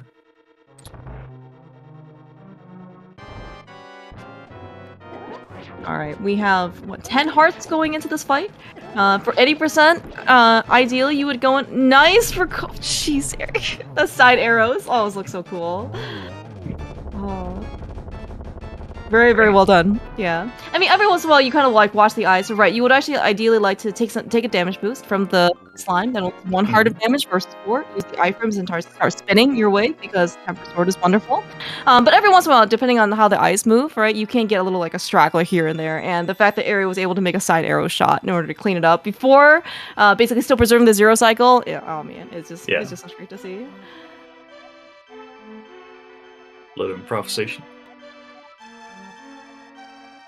It also just goes to show you just like how much time you played this game, I don't know, 90 whatever %, right? It is the textbook. You've practiced it thousands of times. That is the thing that you end up seeing in the run. And then every once in a while, right, you have to still, something unexpected still comes up and you're able to, still handle it accordingly. Yeah. And that's kind of the cool part about kind of playing the mix of the two things between like Rando and NMG. Like, you learn a lot of like the typically fast things in in NMG, but there is so much improvisation that you learn from the random categories. Also, to anyone playing entrance modes or something, like if you have the mirror, you want to delete the blocks like this. If you want to save half a second. A whole half second. It's like I didn't understand. Like I didn't realize how wasteful it was to spend one whole extra half second just in order to go around. Like it's just so easy in order to go up the center. And yet everybody, I think before, up until maybe like a year ago, maybe at this point, was just doing was only doing the edges and not the center. It's just amazing. I mean, you copy what you see. So if you see everybody go fight aside and you think, well, that's easy, I'm just gonna do that too. And that's how it starts. Oh yeah, yeah. It's not necessarily anybody's fault. It's just... No, it's just, I think it's just more momentum, right? Because especially if you're, you may be like first starting out playing the game, you know, and yeah, as you said, right, like, the majority is probably not wrong for the most part. It just happens to be that maybe people haven't necessarily, timed out everything, right? And yeah, it's actually really great to see little like minor improvements kind of being discovered every once in a while, and it's really great. It wasn't necessarily discovered. Like, it was pretty clear in the 100% run that it was faster. It's just that it never really caught on when, like... Oh, really? For a rando, yeah. Yeah. Well, then that just means that everybody should run more 100... I mean, thank you so much to all the people who donated to make this a 100% run. For sure. Yeah, it's a really cool category. Like, obviously, it gets a bit of a bad rep, because... the RNG is terrible, but like everything that's gameplay involved is super cool, and like all the different dash lines that you learn and that you can also use for a rando and all that. It's really, really fun. All right, don't forget about this hard PvP. Yes. That is actually maybe one of the things, one of the more different things that you have to go back from like any percent to like 100%. You know, especially, well, even maybe you play rando for a bit, you see, especially at this point when you have 15 hearts, you know, a bunch of half magic, you know, like, well, tempered, I guess, for this point. When you see heart pieces, you're just like, oh, okay, I don't need it anymore. No. You have to resist that urge. You have to actually still go pick up the thing. Even if it's gonna, in this case, cost you a little bit of extra time. It was pretty funny when, in the ladder, the 216 mode came out, and it's actually really hard to kind of rewire your brain. It is. If you see a compass lying somewhere, you actually have to pick it up, and yeah, compass. 5 rupees, right? You see it like, and people still scout like Pyramid Ledge or something, right? Or you know, look at so check out Desert Ledge or something like that. Like, yeah, I guess like, right, if you think maybe you should prioritize Desert Ledge a bit earlier because you know the item there, but you know, if you're already in the area, you're just gonna go grab it, right? It's definitely going against some amount of muscle memory. But yeah, it's definitely the same with 100%. That's some, like, when you switch between categories, that it's not always very easy to think, oh yes, I should actually grab that. And the damn heart piece is like the other one that is pretty easily forgotten next to Zora Ledge, because you see it, like you see it on the way, and think, that's right. I actually need that. Speaking of this case of stuff that we still do need, we are gonna go through Swamp Palace. We are here. I mean, in most runs for this category, by the time you get to Swamp Palace, we are already pretty overpowered. This case is even more so because we're here with what, like 4 extra at this point, maybe heart containers. Yeah. So, and we were never ever in danger of really dying in Swamp. Again, you know, it's kind of one of those things. I think we kind of saw something similar in Desert. You end up getting kind of nicked every once in a while from an enemy. It's probably more annoyance that you have to again readjust because it probably knocked you out into a position where you have to go back to a dash line that you recognize, start up your dash again. You know, it's just a little bit more tedious, right? Yeah, it's I was talking to a different runner earlier today, and I kind of called Swamp the escape of Dark World, because it's not so much about like threat of dying, but it's just like having to react to all the different kinds of RNGs, and then trying to minimize the time loss from them, and it's actually pretty tricky. Yeah, it's a really actually apt comparison because if you actually want to watch, and we didn't really I think focus too much on this when you went through Escape physically, but all of the guards, all of the snakes, all of the mice, right, that kind of try to get in your way. Sometimes they can be friendly, sometimes they don't have to be friendly. Most of the time, in fact, they're not. And certainly good runners can, if you could especially be able to read the RNG well, and be able to kind of react accordingly, you can mitigate at least some of that stuff. So. Yeah. Oh, the perfect debuffs! I'm so glad I got to show that off. Nice. It's so great to be able to see when you can actually use some of the iframes. Hey, look, we got a hook shot! So nice item. Alright, there we go. Okay, so we basically got every major item that we need now. After this, it's mostly cleanup and then Turtle Rock. But there's going to be a huge collectathon coming up with a lot of really cool strats that we get to see.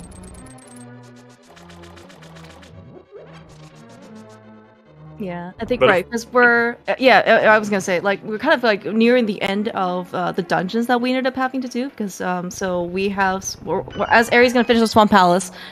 Actually, what do we have left? We just have Turtle Rock in terms of dungeons. Yeah, and GT, yeah. And right. So in terms of crystal dungeons, we just have Turtle Rock left, and then we're gonna go basically towards the end game. As you can see though from our heart counter, we only have 16. We will get the 17th heart container off of Argus here shortly. But yes, in terms of when Aries says collectathon, we have at least how many more heart pieces we have left to go? 6. Wait, did I hold up there? I guess I held up there. I don't know. Yeah, but certainly we are going to be a couple more, at least a couple more heart containers short before we can actually go up to the mountain and finish everything up. All right, let's go for the quick kill. All right, good luck.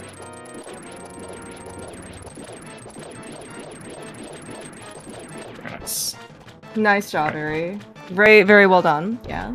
Certainly, yeah, I think it's still technically, I think you said possible to get a 0 cycle every time. It didn't look easy for this particular pattern, so... It's actually not possible. So some very RNGs you actually cannot get it. So it's a little bit RNG dependent, but yeah. Okay, well, no, that's actually very good to know. Even stronger accomplishment than to be able to get the 0 cycle. It almost makes me a bit... Yeah, but, right, especially in this case when I see, like, Argus kind of, like, rushing you, and he is, I mean, like, especially towards the end of, like, the 4 or 5 puffs, he was basically run on top of you, and it's just like, is he gonna get hit? Is he still gonna be able to do the rest of the hook dashes? Yeah, it looked kind of sketchy, but I'm really glad you really pulled it off. Yeah. And we don't do the fire rod kill here, because we do want to be on the hook shot after the dungeon, because we're going to hook speed out of swamp after this. Oh my gosh, yes, we are going to... I knew there was a reason why like some people refuse to do anything with the fire rod, just the two spin method, in phase 2. That's all you need. It's all reliable. Like sometimes, like optimally, sure, it saves a second, but not always. Okay, so collectathon begins. We're going to grab our first heartbeats of the, I think, 5 we get in the splits. It's a good old Hylia Island here. We're going to try to get a mirror bonk. On the bush. Yeah. We grab the heart piece and we immediately mirror back. Oh my gosh, really nice job. We didn't get the quick warp, but that's still okay. Do you have a visual cue for that, out of curiosity, or just kind of? Yeah, you kind of try to line the left side of Link up with the bubble in the water. Oh. Of course, bush skull. Very nice. To know, yes. If you want to get the hop on here by the sledge, you actually need to hold diagonal here. It's kind of tricky. Like if you just hold down, you kind of just kick up dust. It's a little awkward. These things these little things. It's actually really cool to be able to have, in this case, like you actually say like what you actually need to hold, because especially if you're just watching the gameplay, you're just like, oh, okay, yeah, of course you would just hop down, and then you try it yourself, and you're just like, huh, it's not working. Yeah, it's. See, that's what happened to me. I was like, why can't I never quick hop while I see others do it? And someone tells you, yeah, you just hold that direction. It's like, oh. Yeah, I think that's actually one of the things that I don't think we mentioned this in Swamp, but when you were trying to do the, like when you're pushing the statue, right after you got the hook shot, right? Basically lifting up the pot and pushing the statue at the same time. Like you actually need to hook dash there, right? As opposed to but like I think if nobody ever told you that, I don't know if people would know, because it's not obvious from the gameplay, right? Yeah, exactly. All right. kind of tricky thing coming up here. We're going to try the bomb dupe via the mirror method. When the timer is at 0, you mirror. It's like a 14 frame window. And then we get the bomb. Nice. Yeah, nice. See, the bomb can travel with us too. It's great. It saves us actually a good amount of time as well. Yeah, to for be sure. able to, not having to walk around basically with the bomb. And we already got the heart piece off of the pyramid, so we don't have to do it necessarily anything else. Alright, so we're going to donate our items here. First, a sword. Yes, we are in fact very honest. Or it doesn't matter. Yeah, we are very honest. Honesty always prevails. Mm-hmm. And then we wait a little bit because there's a timer. And then we throw in our bow. No easy 2 chests here. We actually get to go through cutscenes, get some lore. Yeah, that's true. That's true. The only weapon that can destroy Ganon. Clearly. Yeah, that's right. I will. Yes, yes. Like the fairy says something like, "You are, like you are a good, honest elf. I will give you this case of silver arrows to be able to defeat Ganon with." And Ganon was the one who caused her to be in that form, so you must definitely take revenge. True. On her behalf. All right. Gonna hook over. Okay, this one. Shout outs to Falane, who always makes me do this. So I'm listening. There's a cool strat you can do here with King's Tomb, where you don't actually need to hold your sword out or bonk. You can actually like tap up and dash on the same frame, and it'll open King's Tomb. Oh, nice. It's technically faster. It's mostly swag. I mean, but you have to do it here, right? Because this is a marathon, and benefiting, exactly.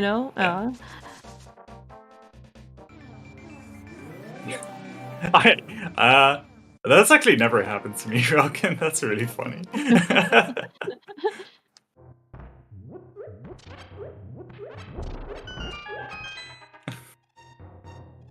Yeah, we definitely know. Yeah, talking about Collectathon, getting all the remaining heart pieces, and again, like it's kind of a nice reminder to see where in the vanilla game the rest of your heart pieces are.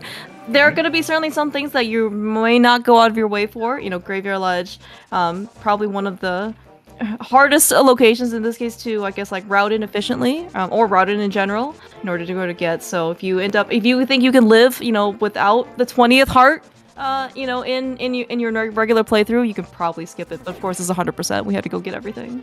Yeah. I was actually just wondering in this case if we were ever going to use the cape for any reason after we picked up Burna, but it turns out, other than getting through Bumper Cave, we actually did use it here in the overworld, so I was pretty happy to see that.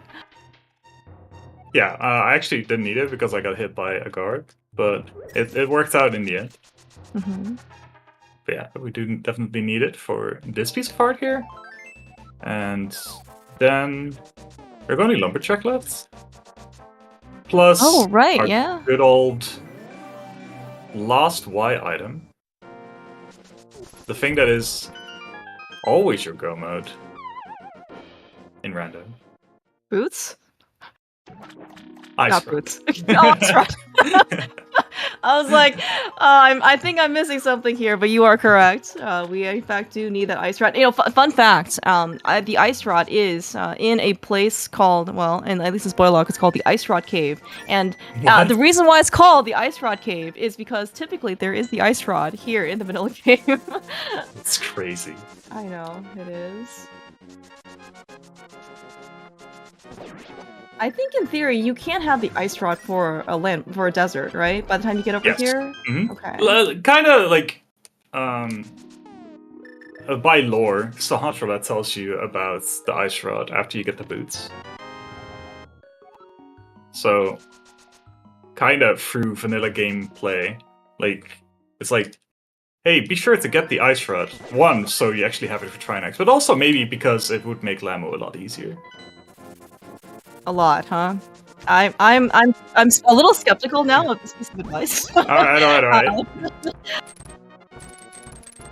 But I certainly we've nice Waffle House area. Thank you. Very, very well done to see. That screen is typically pretty. I wasn't necessarily say dangerous. I mean, it can go pretty wrongly, as we've made scenes from some previous clips. It's more or less that, you know, you just want to be able to get through that screen without getting, you know, taken hits from boulders or dead rocks or anything like that.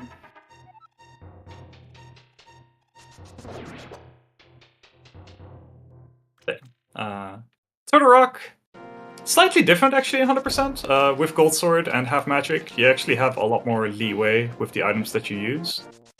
So we're going to see some pretty cool strats once we get through all the dead rocks. Wow, these dead rocks were awful. Like, little bullies. I don't know. Yeah. I don't remember the last time they ended up crowding you like that, like, you know. I mean, I understand you are a celebrity, but man, the paparazzi can be pretty brutal on days. I like hugs, but it can't go too far. Mm.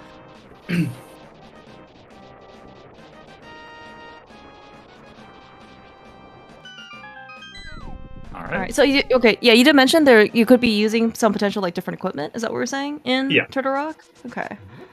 Yeah, we actually use the cape in here as well to get through Roller Room. Oh, nice. It's slightly faster. Right. Not think about this. Yeah, that's right. We do not have the cape in any percent because, well, the cape is slow. Exposed to. Yeah. We're definitely never gonna get that.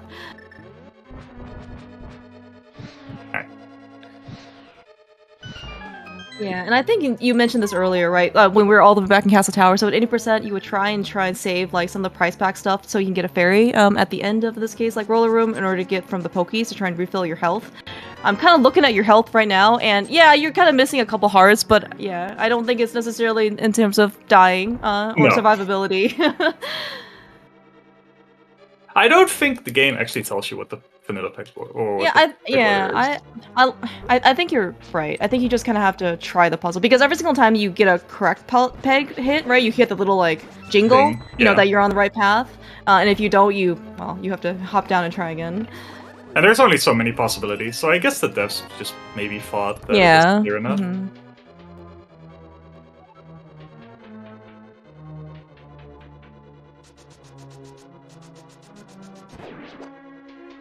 Arrow count's pretty good. Normally there's like 5 arrows in this room that you could pick up after the pipes here.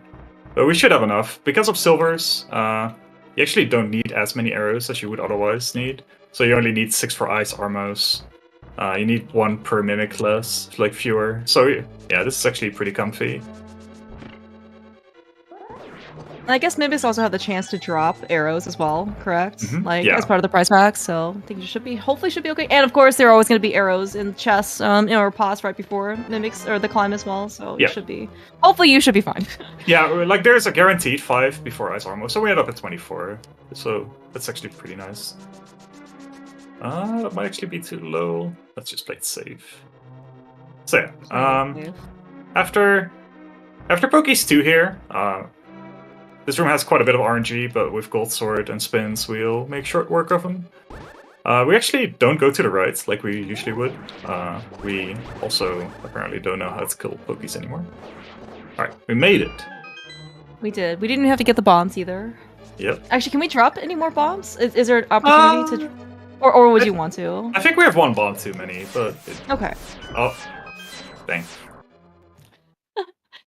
At least we took only 1 heart of damage. I didn't want beams anymore.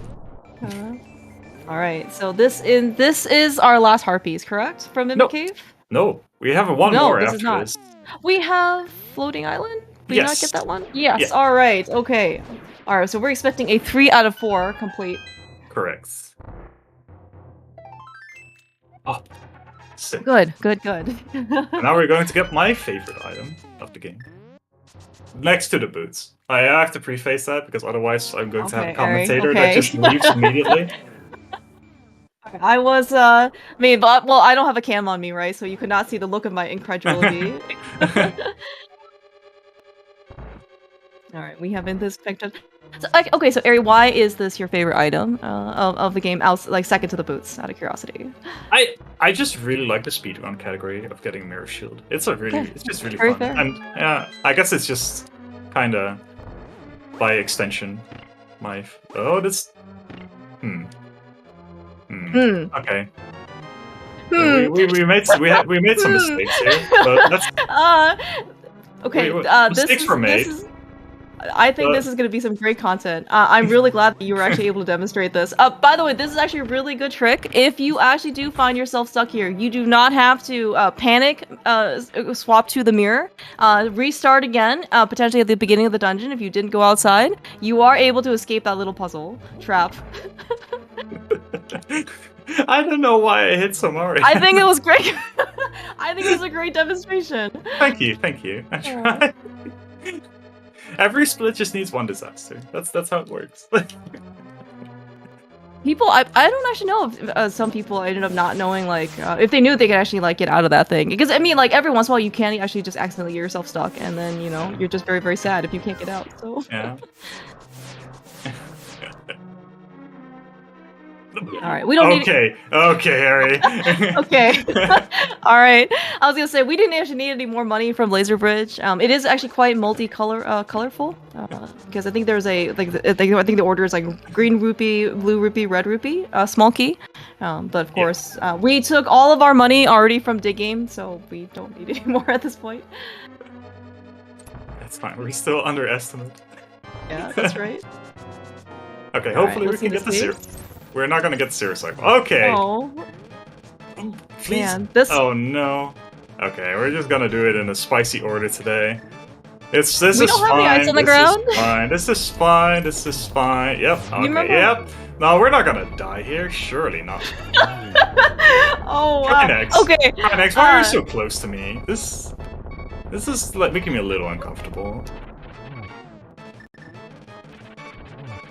Easiest fight of my life. I appreciate the fact that this is actually a fight that you can only do in 100%, because when else would you actually have this much health to spare? Because by the time that we're doing 80%, we would already been dead. And we would have to start at the very beginning, because we would definitely not have gone outside either. Hey now! Hey now! I'm just saying, no, I'm saying that we, we would not have the opportunity to go outside. But it's all good, you know? I mean, so this is also evident, you know, people maybe like do like spoiler lock runs or maybe like low percent runs, you know, if the incentive was met in this case from the bid war, is that, you know, health is your resource, right? So if you have extra health going into basically just unused, I mean, why did you end up getting the health to begin with, right? So. Okay. Surely we're gonna have a great GT now. Mm-hmm, like, yes. After everything that's happened, like, we're gonna have one good split. GT is always my favorite part of the run.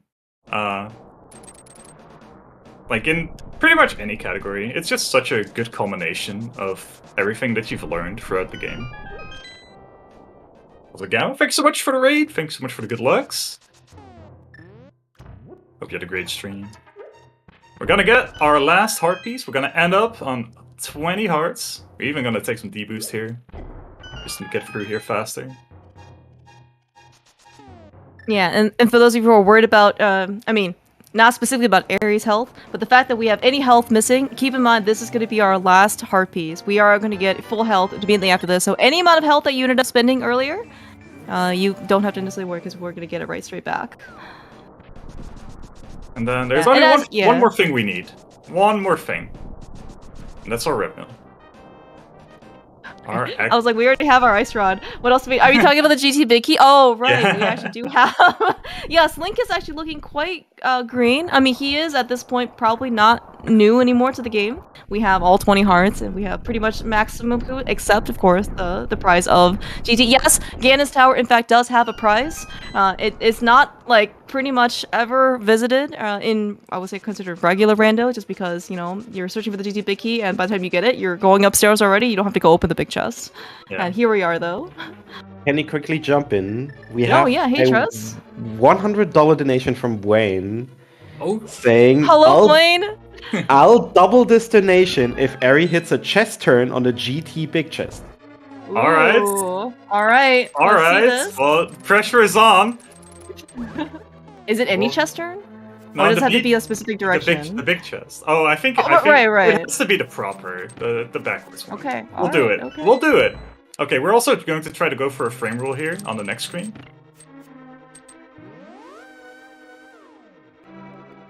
Okay.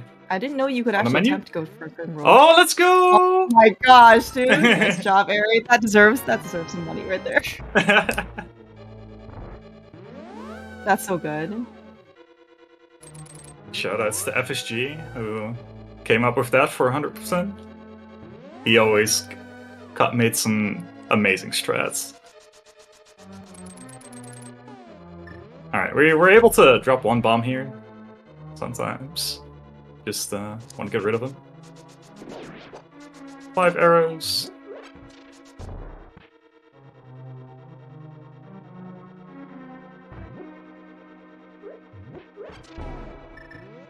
All right. Well, the pressure is on. We still have ice armors. You know, in order to get through here.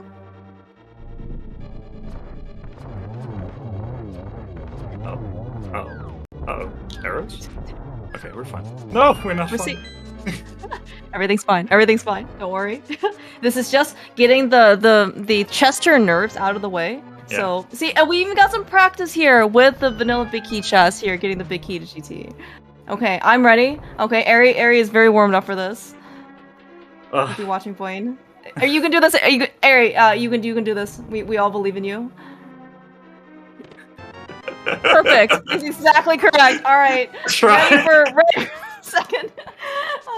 Ready for that second $100 match donation. Thanks a lot, Boyne. Very much appreciative, certainly, for your generosity. It was so great. Shout out also to Boyne. He is one of the main proponents, actually, I believe, of Argus Phase 2 in order to just use the 2-spin, which is also what happened here in 100% run. Oh. Arrow, please.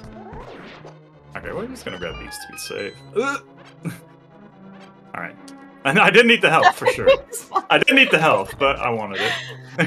I wanted the arrows. You can, I was, okay. Yeah, because we're going to use some arrows. Arrows are actually pretty nice here in Upstairs Gauntlet, as, you know, I think people might have seen so far. We're just gonna...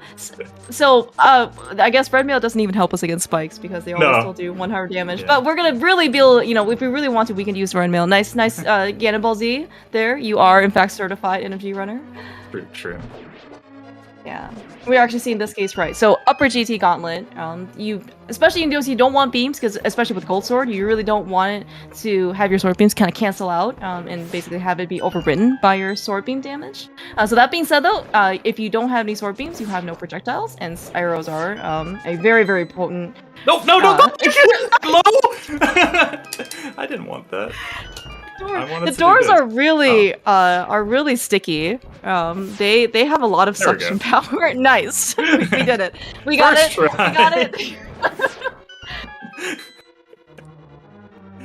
It's like you could just pretend that they're like cactus, you know, in like desert, in order to you're threading the spikes here in this case. This Stelphos is on something. Okay, we only need 3 silver arrows for Landless here, and then there are going to be a free 5 arrows right before Moldorm, so we should be fine for Ganon. Everything is okay. Our health is looking so good. Why? I mean, why would you have all this extra health if you weren't going to use it? So.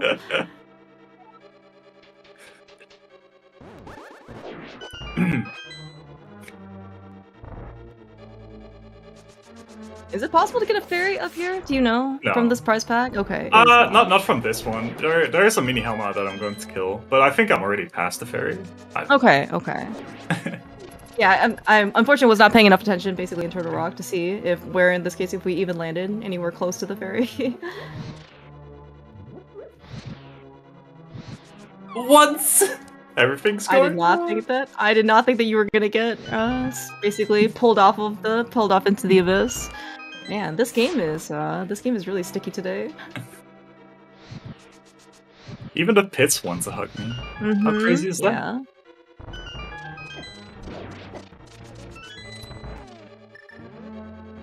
Shout out to Mirror Shield being able to deflect the fireball. Yeah, and okay, this is also, I think, something that we shown basically much earlier, right? We can basically use our last bomb and then kind of magically being able to swap over to the next item, which we didn't even need at this point. Nope. Moldorm, please. Alright, well, we don't need him anyway. It's only 20 rupees in this chest. True. See, we don't need 20 rupees. We already got everything that we could possibly want for this game in this category. Very nicely done. Nicely done, Eri. Your hovers have been pretty good today. Yeah, no complaints. Everything else, debatable. We got a drum roll, bouncer roll, you know, for the a very exciting finale of this game in this category. We at least got some humor in. That was great. This run has been, I think, very, very fun to be able to go through. And we're gonna still, looks like we're gonna be within estimate too, so. Yes. Aw, so close. Alright. Maybe a 3-cycle, or, yeah. Okay. Alright, that looks really nice, yeah. Yeah, it's kind of weird that the final chest in the game is at 20 rupees. Of all things, right? Yeah. I guess, man, so are all the heart pieces like not inside dungeons? They all like out in the, like either out in the overworld, right? Or it kind of depends on whether you count Mimic Cave as Turtle Rock or not. I think that's what it kind of boils down to. Okay, yeah. I mean, it is still kind of considered overworld, even though you have to go through Turtle Rock to go get there. Yeah. I'm just wondering in this case if they were willing to put in like a heart piece like in GT, but maybe that's like not okay. You know, and at least in terms of like game design and what the developers wanted. Yeah, did they really start with that in... I don't know. Did they do it in Link's Awakening? I don't remember. Who speedruns 100% Link's Awakening? Or was it in Ocarina of Time? We have Ocarina of Time runners in here, right? Surely someone knows. Because it is pretty interesting to see when they actually started with that. I know there are some in Majora's Mask. Oh yeah, that's actually true. Alright, we're just gonna go through this case. Yeah, so phases 1 and 2 are certainly made much easier with a gold sword because you'll need 6 slash instead of 12. Yeah. And we're going to try to get Torch Glitch. Oh, but this is fine too. Oh, you get a nice double. Really good lineup. 2 doubles, yeah. Are there any hard pieces in dungeons in vanilla Ocarina of Time? That's the question. Chat gets the answer. Thank you so much for hanging, everybody. Thanks so much for spending your time with 100%, and thank you so much for your generosity, everybody, so far in the marathon. It's been great.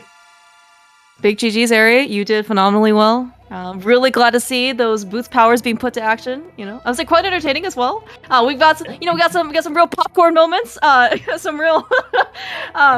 I did not think was going to happen at 100% because we were so healthy. But you definitely gave us quite the show. Both in terms of excitement, both in terms of skill level. Thank you so much for running this. Yeah, time was actually really surprisingly good too. Like I lost about 6 minutes to RNG. So a 142 with good RNG, with the mistakes that I've made, it's actually really good. I have no complaints. So I'm glad that I got to show off some cool stuff, and I hope everybody had a great time. Thank you so much. Thank you. I also just want to Oh, yeah, sorry. All right, go first. Oh, yeah, no, I just want to say thank you. Just real quick, just want to say thank you so much to all the people who donated to making 100%. See if I can actually just read off the list. Rosalind, good start. Aaron, Relkin, Bright Eye 77, Tyler, Salt, Reichel, Humbug, Sawyer, Silly Person, Celeste, Zen, Scottish, McMonkey. Thank you all so much. You guys made this run happen. Eri, obviously stepped up and did the whole thing. Pretty much by himself, and showcase a lot of cool strats, a lot of cool content, but thank you all so much for making this happen. Alright, thank you so much to both you, Eri, and to Clearmouse for handling this run. I'm so happy that we basically got the classic Zelda speedrun in this. It's the one that everybody knows.